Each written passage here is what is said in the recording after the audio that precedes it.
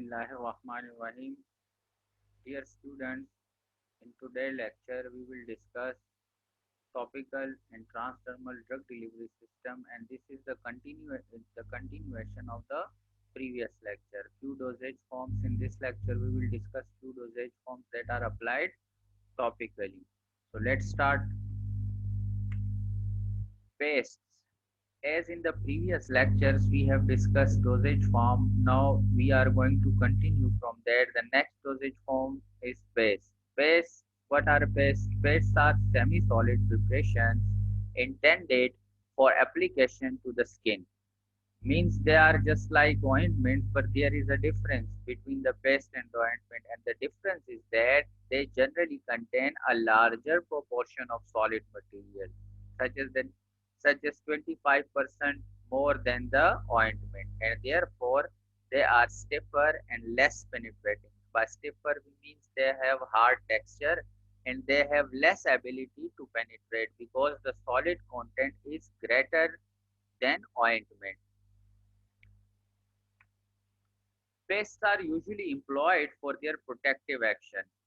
Paste can be prepared in the same manner as ointments, like by direct mixing or the use of heat to soften the base prior to incorporating the solids which have been comminuted and sieved. By comminuted, we mean that we have reduced the particle size of the substances or the ingredients we are going to use in our formulation. We have reduced the particle size of that uh, of those components, and then we have passed those components to particular sieve. A paste is formed by combining the powder and small amount of liquid, the levigating agent, in which the powder is insoluble. So simply pastes are also a topical dosage form, but the difference is that pastes have greater content than solids, and pastes are stiffer and less penetrating. Therefore, they are mostly used for their protective actions. The paste is then triturated, reducing the particle size. The levigated paste may then be added to the ointment base, and the mixture made uniform and smooth by rubbing them together with a spatula on the ointment type. Means in an ointment base we have added more solid contents to make it a paste. Because of the stiffness, means hardness of the paste, they remain in place after application and are effectively employed to absorb skin secretions. So pastes are usually applied for the absorption of secretions from the skin. Because of their stiffness and impenetrability, means they have less ability to penetrate through the skin. Pastes are not suited for application to hairy parts of the body because they will stiff or they will stick with the hairy parts, and already their penetration is low, therefore they will not be able to show their action. Therefore pastes are avoided to apply on the hairy parts of the body. Among few pastes in use today is zinc oxide paste, which is prepared by mixing 25% each of the zinc oxide and starch with white petrolatum. White petrolatum is an ointment basis. We have discussed it in ointment section. The product is very firm and is better able to protect the skin and absorb secretion than zinc oxide ointment. So for the absorption of secretions from the skin, we actually applied paste. It has better function than the zinc oxide ointment. Zinc oxide paste is better than zinc oxide ointment. Proceed further. The next dosage form is poultice. Students, poultice are actually soft masses of vegetable constituents or clay, usually heated before application. So these are the ingredients, solid ingredients or semi-solid ingredients. They are usually heated first and then they are applied on the body. They are solid or semi-solid masses of solid matter applied to skin in order to reduce inflammation and in some cases to act as a counter irritant.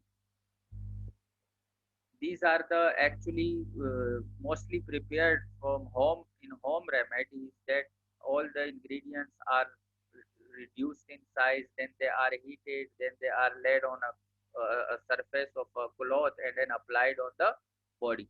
After heating, the preparation is spread on dressing and applied to the affected area of the skin. Poultice is also called cataplasm. Poultices are used for insect bites, arthritis, and many other inflammation. Kaolin poultice BP is prepared by mixing and heating dried heavy kaolin and boric acid with glycerin. The product is spread on dressing and applied hot to the skin. A counter irritant is an agent that produces a superficial irritation in one part of the body that is intended to relieve irritation in another part. This is called counter irritant. So poultices are used as a counter irritant, means they superficially produce inflammation in one area in order to protect inflammation in the other area. The irritation produced by these substances is most commonly a chemical stimulation of thermal receptors in the skin, which produce a sensation of heat or cold. Next dosage form, students, are plasters. Plasters are semi-solid masses adhered to the skin when spread upon cotton or muslin as a backing material. So we have seen that what are plasters and how they function. Parts of plaster. Students, there are basically three parts of plasters. Number one, protective liner. Number two, drug containing layer. Number three, backing layer. Protective liner is a liner that the patient will have to remove it from the plaster before the application.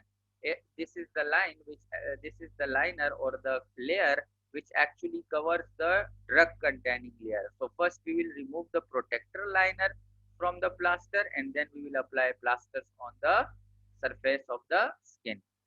The adhesive material is a rubber base or a synthetic resin. Plasters are applied to the skin to provide prolonged contact at the site. Plasters. Unmedicated plasters provide protection or mechanical support at the site of application. Adhesive type used to be official under the title adhesive plaster. The use of this material is being well known. Medicated plasters provide effects at the site of application. They may be cut to size to confirm the surface to be covered. Among the few plasters in use today is salicylic acid plaster used on the toes for the removal of corns. Corns are hardened layers of skin that develop from your skin's response to friction and pressure. The horny layers of skin means the dead layers of the cells are removed by the keratolytic action of salicylic acid. The concentration of salicylic acid used in commercial corn plasters range from 10% to 40%. Plasters can be cut into different sizes as per your suitability.